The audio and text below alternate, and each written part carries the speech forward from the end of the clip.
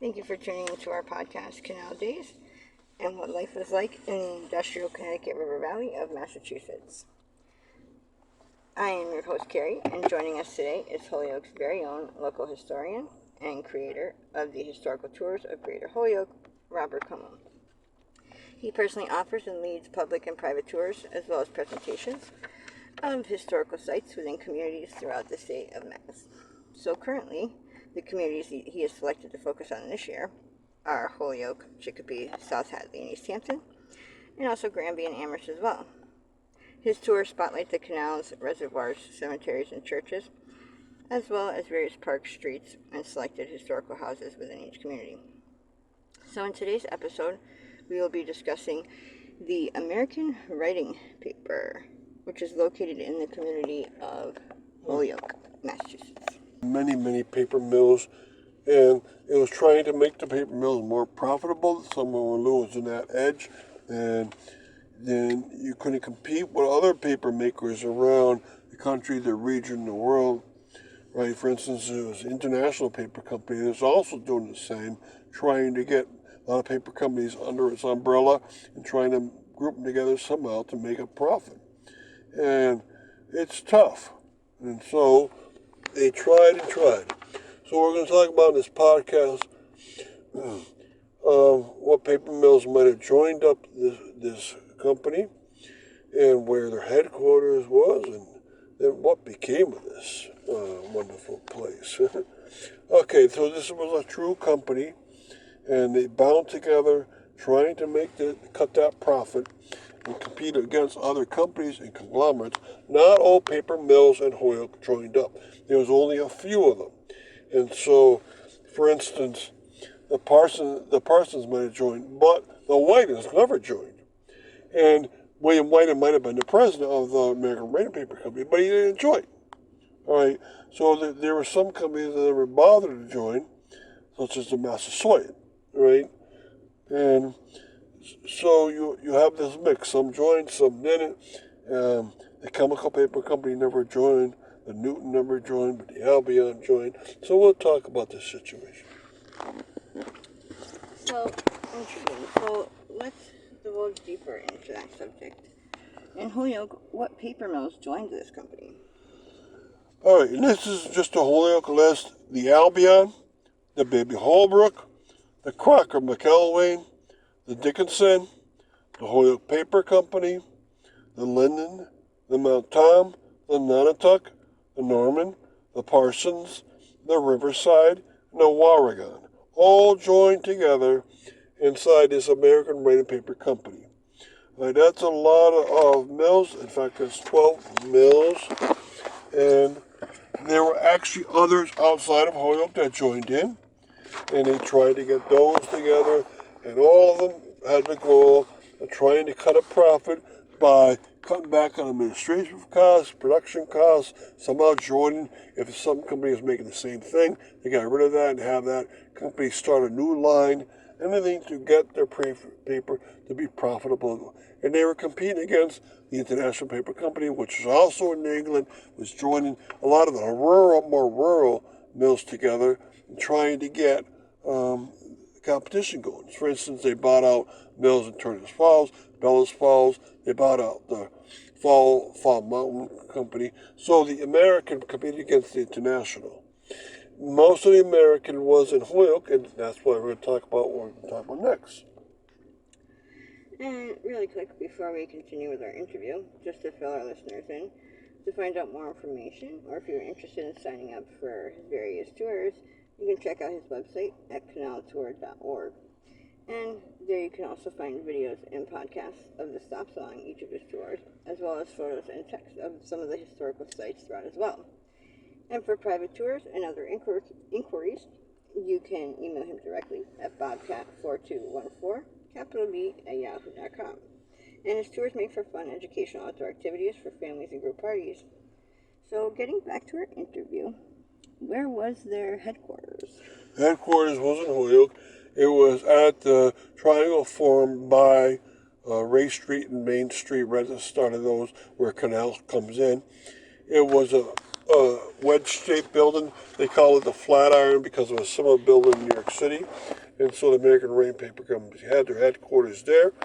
It was started off that way. It's not there anymore, but it started off that way. It had a nice look to it, of course. And it was headquarters not only for those 12 mills I mentioned inside of Holyoke, but it was also headquarters for the other paper companies that belonged that weren't in Holyoke, including the Agawam Paper Company, which is in West Springfield, the G.K. Bard Paper Company, the Oakland Mill Paper Company, and lastly, the Plattner and Porter Manufacturing Company. So that's 4 more mills, and so you had a total of 16 mills working under that line. And what became of the American Writing Paper Company? All right. So this paper company was formed about 1900, but it tried and tried. It actually went bankrupt a couple of times, or almost dead a few other times, and they always regrouped and tried again. 50s was decent, but the 60s came around and it got too competitive. And so they're getting into more and more trouble, not making enough profit. By 1968, they had gone bankrupt. A lot of these companies then broke away and tried on their own to make their own profit. And some succeeded, some didn't. The Parsons kept going on their own and kept making money. The Riverside did too. The Albion did too. But it was hard, right? They were on their own, trying to cut a profit in a very competitive market, and all these companies could not do it. Remember, they started off with a wonderful president who didn't even bring his own company, and they started with William Wright, and he was a great businessman, and so it was okay in the beginning. But after World War II, it got even more competitive. Other countries' paper markets grew and grew. The paper markets around the rest of the United States grew and grew. Other conglomerates competed against them, including the International. And so you had a situation they were never going to succeed. There was no reason they had to be on the canal system anymore because electricity. Sure, in the beginning, the hydromechanical turbines could compete against these mills, but by the end, electricity could be anywhere. It was so cheap, and they could power up these mills in any location of the world, any location of the country. And so the labor force of Holyoke was getting too expensive to have, and so profits just were not there anymore. And thank you, Robert, for educating us on your tours and areas of expertise. And we want to thank our sponsors as well. And of course, we want to thank our listeners for tuning in. Thank you for tuning into our podcast, Canal Days, and what life was like throughout history in the Connecticut River Valley of Massachusetts. I am your host, Carrie, and joining me is Holyoke's very own local historian and creator of the historical tours of Greater Holyoke, Robert Camus. He offers and personally provides both public and private tours, as well as presentations of historical sites within communities throughout the state of Mass. Currently, the communities that he has selected for this year's series of tours include Holyoke, Chicopee, South Hadley, and East Hampton, and also Granby and Amherst. And his tours spotlight on the local canals, reservoirs, cemeteries, and churches, as well as various parks and streets, and a few locally chosen historical houses. In today's episode of Canal Days, we will be discussing a mill in Holyoke through time, one of his special series. So you are starting a new presentation series this year of 2024. It's called The Mill in Holyoke Through Time. So tell us about this series. The series officially might start in 2024, but unofficially it started 10 years ago when I started doing canal tours around Holyoke. And I always dressed a different mill on the canal as either we walk around or rode around. And this Mill in Holyoke Through Time series was be more of a presentation indoors at a set location. And so I want to get into very fine details, and I hope it continues into the future. So the whole series is going to be about one of the many mills around Holyoke, and there's probably been 100 of them. About 60 of them were around the canals itself. And we're talking about the mill that we chose for this year, and we're going to talk about some of the resources I use and what the future of this program might be like. Now, hopefully, people get to learn what these mills look like physically, and what the machines could do, and what the canal's use was through time. Because, just like everything, mills change through time as society changes and as technology changes. And so we're going to look at a certain mill this year. And what will that mill be for this year? The mill this year will be the Skinner Silk Mill. In 1874, William Skinner brought his mill and workers and silk to Holyoke from Williamsburg. There was a dam collapse in that year, and he brought his workers here. Now, the Skinner Silk Mill with time has changed a lot. It used to be fronted onto Appleton Street, the corner of Bigelow, and used to be called the Umpqua Silk Mill. It had one small portion. Then he within 10 years, had grown to a larger building along its side, and it was powered off of the canal system because there's no electricity to generate. Yeah, and he worked from small amounts of silk upwards with a giant machine up into weaving and warping through enormous amounts of silk manufacturing. In 1902, when he died, his sons built another mill, a giant mill, where now there is Holyoke Heritage State Park. They built a mill as long as that city block, and they had the biggest silk mill in the world. And we're going to use resources such as Sanborn maps to help us figure out what it looked like through the years, how it changed, what was done in each floor, what each room was for, what some of the factory processes were to make more silk products. And quickly, before we continue with our interview, just to let our listeners know, they can sign up for any of your various tours on your website at holyokecanaltour.org. And you can find videos and podcasts of the stops along each tour, as well as photos and text of the historical sites as well. And for private tours and other inquiries, you can email him directly at bobcat4214, capital B, at yahoo.com. And his tours make for fun and educational outdoor activities for families and group parties. So getting back to our interview, what are some of the resources you will use? I would definitely use Sanborn maps.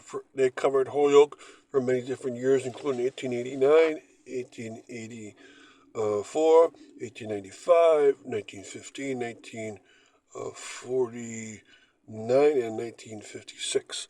So we're going to be able to look at what the floor plans of the Skinner Mills were in their different sections.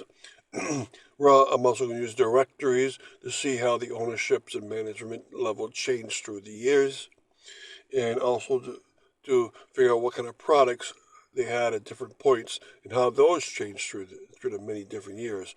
At some point, they changed over from true silk to artificial silk, including rayon products, so forth. And we're also going to look at a lot of pictures, especially the Library of Congress had a lot of Lewis Hine pictures of the Skinner Silk Mill, where workers are doing different manufacturing jobs. And we're also going to look at how the whole process changed with time. Has society changed? How did the Skinner Silk Mill change? Well, they changed a little bit. They're making pure silk wedding gowns and pure silk men's shirts. But by the end, they were changing over to artificial products, and they even presented themselves differently to the world. They would, in the beginning, call themselves out as Skinner Silk is the best in the world, which might have been true. But by the end, people were getting away from that society and going more towards having a different fashionable cut, right? And Skinner's didn't always keep up with that, and that somewhat led to their demise. Now, the whole process of resources also is going to include newspaper articles. It's going to include biographies about the Skinner family, and it's going to include stories that I'll find mostly using the Holyoke History Room resources. So the whole will be presented this year, hopefully later of the year 2024, and it'll be held at the Wisteriahurst, which is quite fitting because the Wisteriahurst was the home of the Skinner family. And what mills might you select to focus on in the future? In the future, maybe the Far Alpaca. They're fixing that mill up this year into next year. Maybe if they have a presentation room as part of that Far Alpaca reconstruction, which they're going to have a social center, maybe they'll have it. Maybe I can stress that one. Or I can stress a Lyman cotton building, which is the first mill in Holyoke to use the canal water, and they have a resource room. I'd love to be able each year to present at the mill itself, and if that mill still exists, or a building associated with that mill, if that of such still exists, that'd be wonderful. And then I can do other ones, the Germania, for instance, the Riverside, the Chemical, the Newton. A lot of these mills are still around, and if I do one mill per year of these very important mills, then I'll be very happy. There's even some very obscure ones like the Chadwick, Chadwick Imitation Sealskin Company.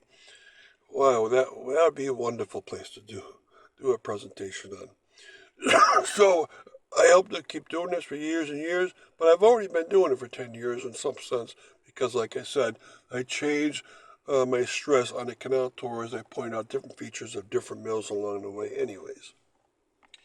And thank you, Robert, for educating on your tours and areas of expertise. And we want to thank our sponsors also. And, of course, we want to thank our listeners for tuning in. And you can check out a large selection of our other podcasts at his website as well as on SoundCloud.com. And be sure to stay up to date with new podcasts and videos posted daily. Thank you and hope you join us again.